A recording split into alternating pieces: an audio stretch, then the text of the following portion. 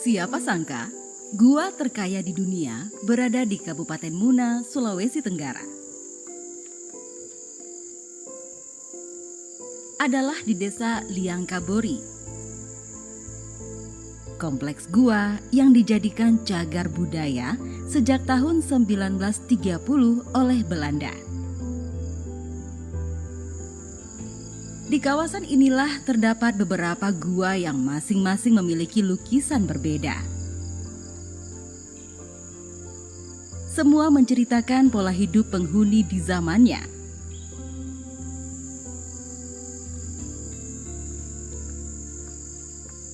Lantas, apa yang membuat gua ini menjadi kaya?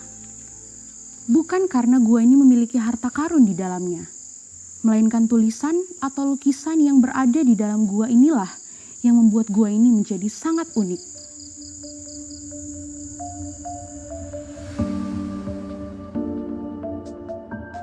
Kawasan Kars Liangkabori di Kabupaten Muna ternyata menyimpan cerita menarik dari masa lalu. Secara umum, keadaan bentang alam atau morfologi Kabupaten Muna memperlihatkan kondisi dataran rendah.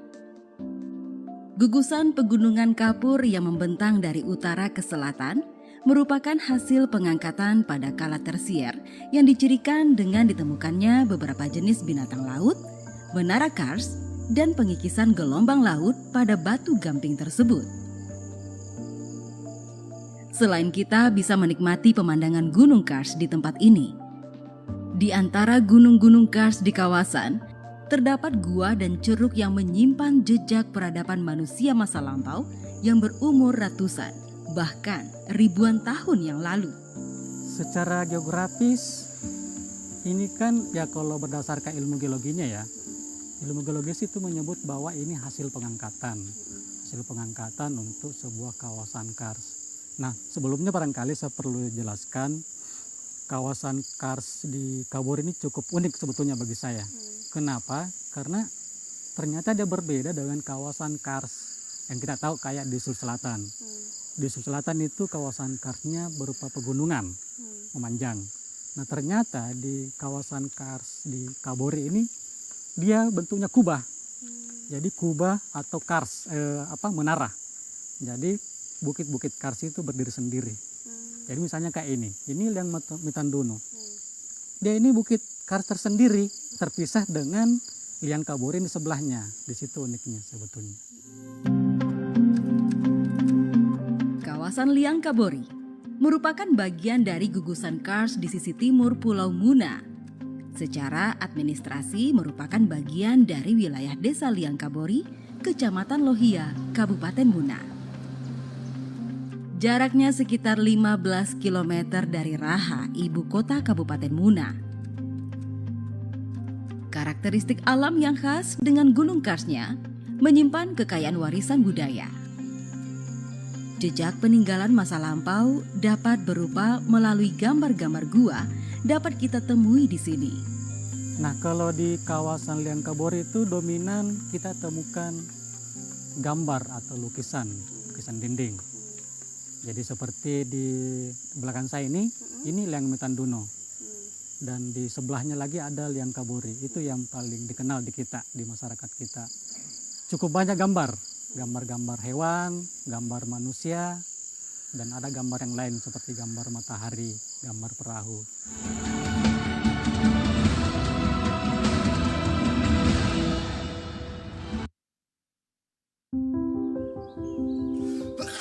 Tanpa disadari, virus dapat menyebar di sekitar kita melalui hal yang dilakukan sehari-hari.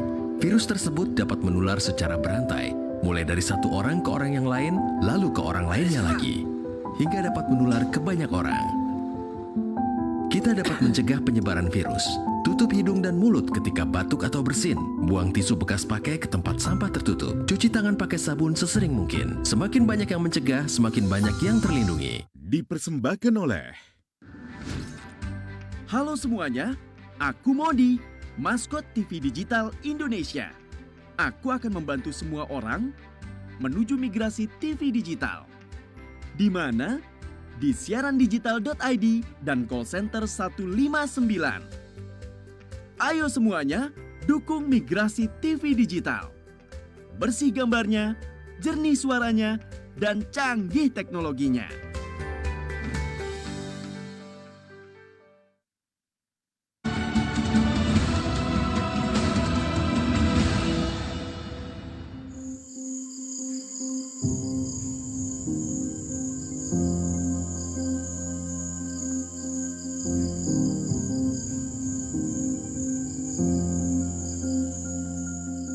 Liang Metanduno berada di satu kawasan yang sama dengan beberapa gua yang lain, seperti Liang Kobori. Metanduno dalam bahasa Muna berarti menanduk. Gua ini berbentuk kubah yang menghadap ke arah barat laut. Bagian dalam gua penuh dengan runtuhan yang berasal dari dinding maupun atap gua. Di beberapa bagian gua masih aktif proses pembentukan stalaktit dan stalagmit. Kondisi gambar cadas umumnya masih terawat. Namun terdapat juga vandalisme pada dinding dalam gua. Lukisan-lukisan di dalam gua yang sudah tidak jelas lagi itu disebabkan karena yang pertama itu adalah iklim. Kedua karena banyaknya pengunjung pada saat berkunjung dan saya tidak bisa kontrol satu persatu, cuma saya berikan arahan dan saran agar lukisan itu tidak dipegang dan tidak dihapus-hapus. Beberapa gambar cadas tertutup lumut berwarna hijau dan ada juga imaji yang mengalami pengelupasan. Gambar cadas pada Gua Metanduno setidaknya berjumlah 316 gambar. Motif yang digambarkan terdiri atas figur manusia dengan beragam variasi seperti kuda, rusa, babi, anjing, perahu, matahari, dan gambar yang tidak teridentifikasi. Bahan pewarnaan berupa oker yang menghasilkan warna merah dan coklat, serta arang yang digunakan untuk menghasilkan warna hitam. Ragam gambar pada Gua Metanduno tersebar di bagian kiri dinding gua, bagian dalam gua, dan dari bagian kanan mulut gua. Pada bagian dinding ini digambarkan figur manusia, prajurit berkuda, manusia terbang, perahu berpenumpang, matahari, dan geometris. Yang keseluruhan gambar di dinding ini berukuran kecil atau miniatur pada ketinggian 1 hingga 2 meter dari lantai gua.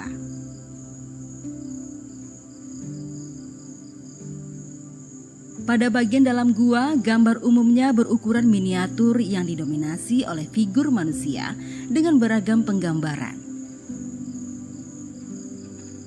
Rusa, kuda, perahu berpenumpang yang bagian haluannya berlinggi.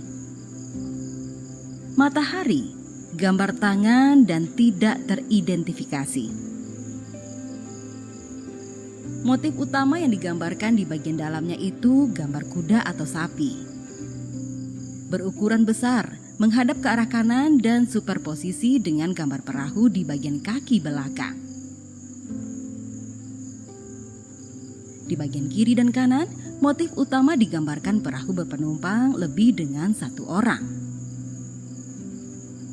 Gambar tangan negatif yang berada di bagian dalam gua ini hanya berupa 3 jari mengarah ke atas pada ketinggian 1,3 meter dari lantai gua.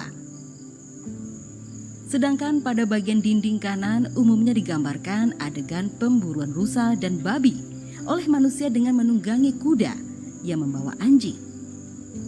Beberapa figur kuda berukuran besar namun penunggangnya tidak digambarkan proporsional, namun berukuran lebih kecil dari figur kudanya. Di sini kawasan Lohia atau Liang Kabori ini uniknya di sini banyak sekali ragam gambar. Tidak hanya cap tangan, jadi ada perahu yang menggambarkan bagaimana sih dunia maritim zaman prasejarah zaman dulu. Perahunya, teknologinya sudah sampai mereka digambarkan dengan ada dayung, terus ada kemudi, terus figur manusianya digambarkan juga sedang memegang senjata. Mungkin zaman dulu kan sudah ada yang itu apa, kora-kora itu. Nah itu, ini mungkin mereka menggambarkan aktivitas tidak hanya di wilayah perladangan atau untuk perburuan saja, tapi dia menggambarkan suasana maritim zaman dulu, bagaimana mereka beraktivitas, ada sedang mencari ikan, ada juga yang sedang mau berperang seperti itu. Nah, gambar-gambar prajurit juga bagus di sini digambarkan. Itu dari, kalau kita lihat ada kesinambungan budaya. Dari gambar badan prajurit itu dia kan seperti segitiga ke bawah bagian badan. Terus bagian dari badan ke kaki itu ada segitiga lagi kayak motif belah ketupat. Nah itu kalau menurut saya kemungkinan itu digambarkan dilanjutkan gambarnya jadi di kain tenun. Kan ada motif-motif seperti itu kan. Nah itu menarik juga di sini. Nah untuk domestikasinya ya di sini gambar hewannya kita lihat besar sekali nih, sampai hampir 3 meter ya. Jadi ini ciri khas di kawasan Kars Muna. Bisa mungkin juga seperti kawasan di Maros Pangkep mungkin, tapi karena dari segi warna dia warna coklat, mungkin lebih muda umurnya di sini.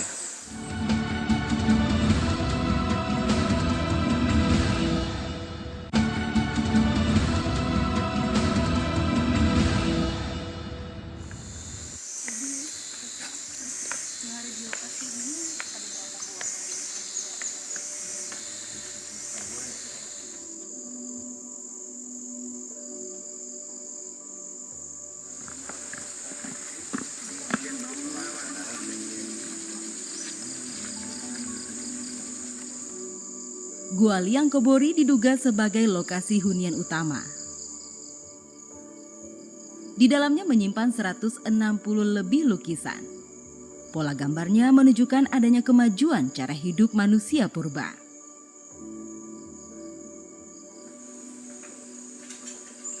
Gua Kobori menghadap ke arah barat dengan lebar mulut gua sekitar 30 meter. Ketinggian langit-langit gua sekitar 2 hingga 5 meter dengan kedalaman gua mencapai hampir 50 meter.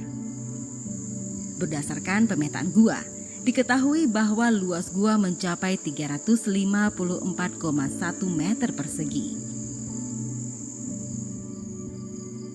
Kobori dikategorikan sebagai gua yang memiliki elemen-elemen seperti pilar, stalaktit, stalagmit, dan lorong. Kondisi permukaan lantai tidak rata dengan bagian paling tinggi sekitar mulut gua dan bagian paling rendah pada area menjelang dinding. Lantai diselingi boulder dan tanah berwarna coklat gelap yang basah dan lembab. Beberapa genangan air terlihat membentuk seperti kolam yang paling sering dijumpai sekitar pilar. Air yang tertampung di kolam-kolam alami tersebut menjadi salah satu sumber air yang sering digunakan oleh masyarakat yang bermukim di sekitar gua.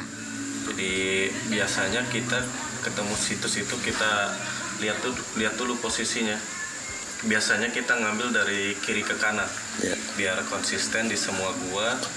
Terus kita foto panelnya dulu, baru nanti di foto per gambar itu minimal 2 foto tanpa skala, terus dan 2 foto dengan skala.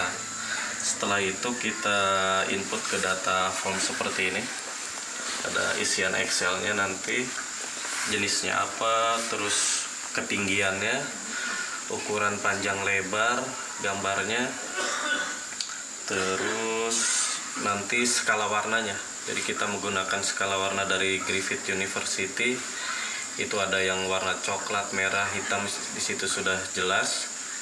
Dan penelitian di kawasan Kars Muna ini, kita dari hipotesa kita itu yang tertua itu cap tangan, baru nanti gambar-gambar yang warna hitam, dilanjutkan warna-warna yang coklat.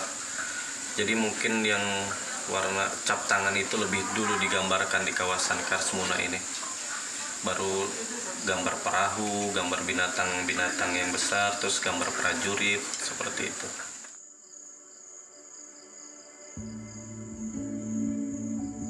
Dalam rentang waktu ribuan tahun, ketahanan akan lukisan ini menjadi sebuah pertanyaan besar. Bahan apa yang digunakan sementara masyarakat pada zaman dahulu belum mengenal cat? Apalagi dengan kondisi masyarakat yang masih primitif. Dari penelitian ditemukan, bahan baku yang mereka gunakan dalam melukis atau menggambar terbuat dari campuran tanah liat, getah pohon, dan campuran darah hewan. Ini bukti mereka telah menunjukkan kemajuan akan berpikir. Dari penelitian Enkos Kusasasih pada tahun 1977, tercatat ada sekitar 800 lukisan purba di 10 gua dalam kawasan Liang Kobori. Diperkirakan lukisan di dalam gua tersebut dibuat sekitar 5.000 hingga 9.000 tahun sebelum Masehi, pada masa Epipaleolitik. Lukisan prasejarah yang ada di kawasan Liang Kobori ini sangat didominasi oleh warna coklat tua dan coklat muda. Biasanya warna coklat muda ini ada pada lukisan cap tangan, misalnya yang ada di Liang Puminsa dan Wabose. Sedangkan khusus yang warna coklat tua itu biasanya ada pada lukisan binatang dan manusia. Dari segi bahan pembuatan lukisan, ini untuk dugaan sementara bahwa bahan yang dipakai itu sejenis bahan yang berwarna merah atau tanah liat. Istilahnya itu hematit. Zat hematit itu yang dipakai untuk melukiskan atau menggambarkan dinding-dinding gua yang ada di kawasan Kars Liang Kobori. Ada 2 tingkatan di dalam goa. Kondisi di dalam seperti tempat istirahat sekaligus untuk menghindari ancaman hewan liar dan cuaca yang berubah-ubah. Merasakan sensasi di dalam sini, sekilas dalam benak saya seperti kembali berada di zaman prasejarah itu. Kalau untuk usia umur, karena kita masih dalam penelitian, tapi yang pasti untuk cap tangan itu lebih dulu digambarkan. Mungkin kalau dari migrasinya kita lihat dari Maros Pangkep itu sekitar 45.000 sampai 17.000 tahun itu cap tangan. Baru menyebar nanti mungkin ke daerah Luwu Selatan, ke Morowali, baru ke Konawe. Nah ini terakhir di Muna dan di Buton Selatan ini untuk wilayah Sulawesi. Nah kisaran cap tangan mungkin bisa sampai 10.000, 20.000 tahun di sini, di kawasan Metandunan. Nah, tapi kita menunggu hasil setelah publikasi, nanti kita tahu itu fixnya berapa umurnya untuk cap tangan. Sedangkan untuk umur-umur warna hitam seperti figur manusia kangkang yang jari-jarinya lebar digambarkan itu dengan gambar perahu dan domestikasi mungkin ada di sekitaran 3.000 sampai 1.000 tahun yang lalu. Dan layang-layang kemudian nanti itu digambarkan kalau dari segi warna yang kita lihat seperti itu sih.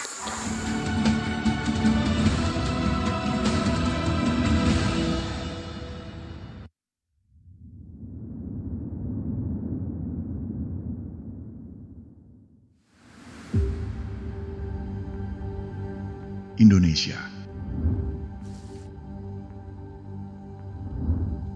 Negeri indah dengan ribuan jajaran nusanya. Lukisan alam laksana jamrut para dewa.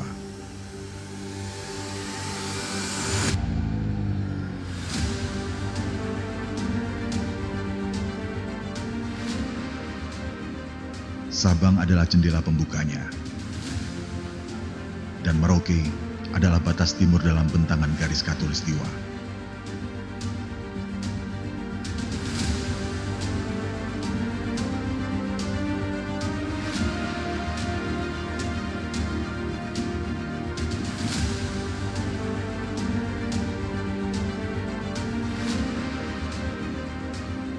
Suara merdu terdengar dalam hembusan anginnya, dan warna-warna indah memanjakan sukma.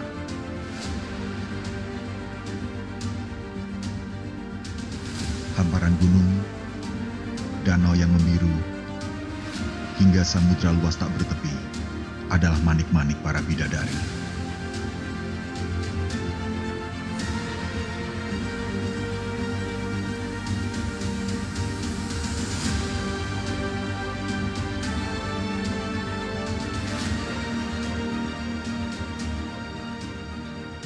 Warisan agung ini selalu kami jaga pada setiap langkah dan degup jantung yang tak pernah berhenti.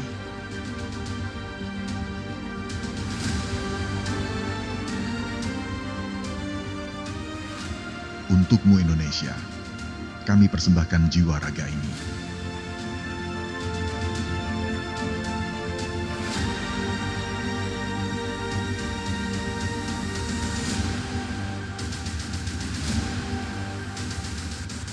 ...59 tahun TVRI, media pemersatu bangsa.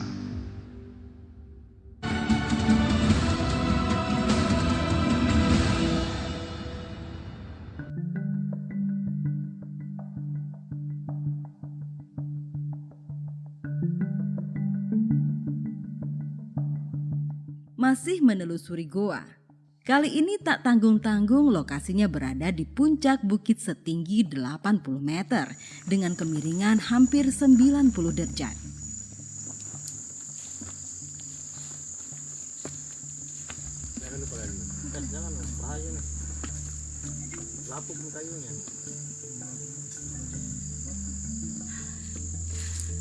Jadi kondisi tangga saat ini yang memang sudah lapuk, sehingga saat ini juru pelihara akan mengecek dulu akses ke atas sana ke liang Sugipatani, apakah bisa kita naiki atau tidak.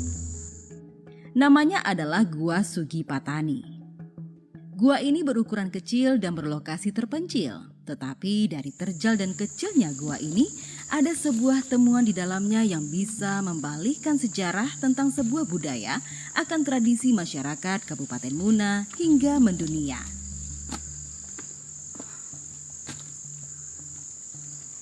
Nah pemirsa, inilah dia liang Sugipatani yang konon di dalamnya itu ada gambar layang-layang tertua di dunia. Mari kita lihat di dalam. Dalam sejarah selama ini dikenal dengan layang-layang tertua di dunia berasal dari Cina.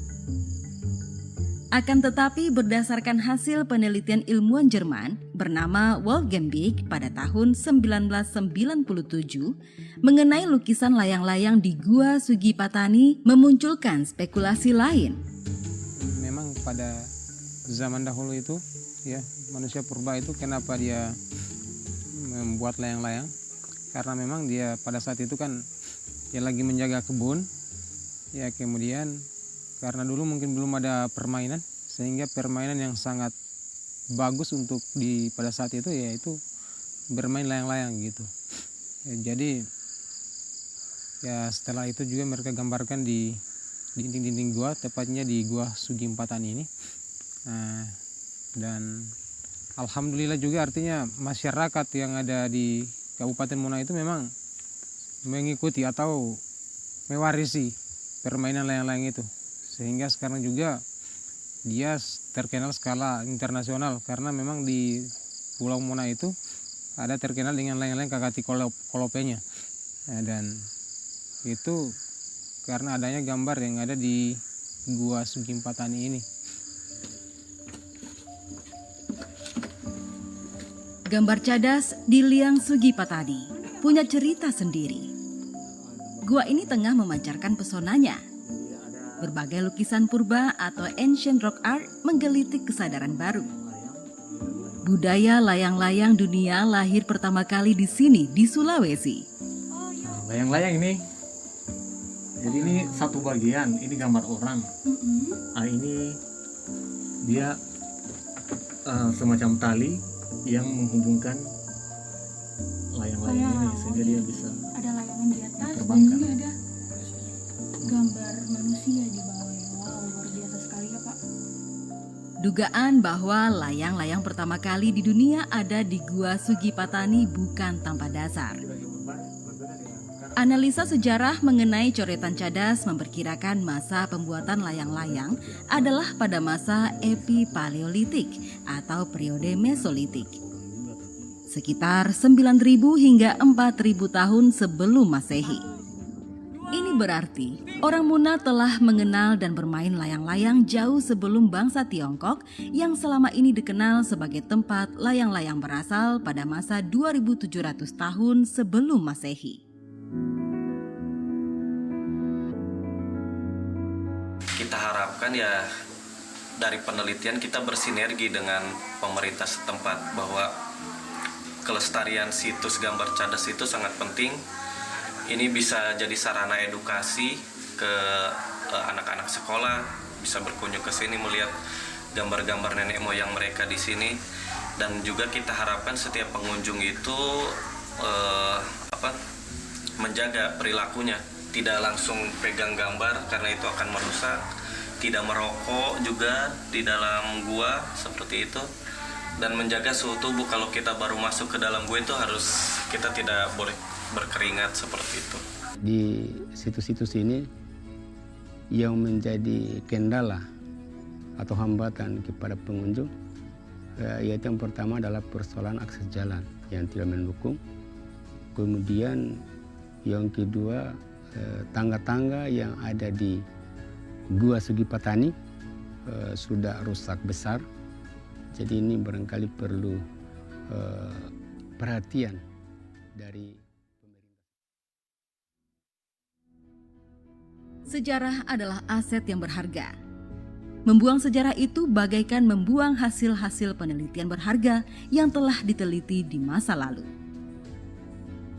Sejarah bukan seni bernostalgia, tapi sejarah adalah ibrah, pelajaran yang bisa kita tarik ke masa sekarang untuk melahirkan satu peradaban yang kita banggakan. Indonesia.